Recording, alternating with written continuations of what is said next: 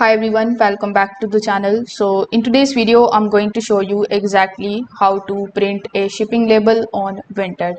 So first of all, you can either come here on vinted.com or inside the Vinted application. Just make sure that you sign in into your account.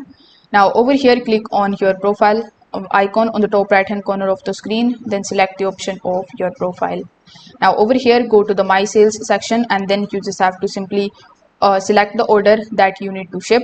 Now once the buyer has completed the payment, you can just simply tap on the option of download shipping label, and the label is going to open as a PDF on your device.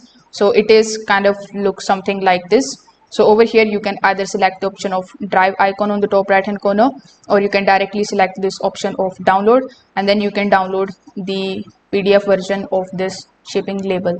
Now once it is downloaded successfully on your device, you can just simply print it out by using the option.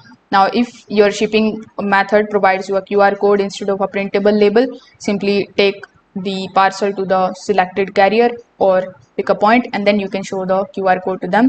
The staff will then print the shipping label for you. So if this video helped you out, make sure that you like this video and subscribe to the channel. Thanks for watching.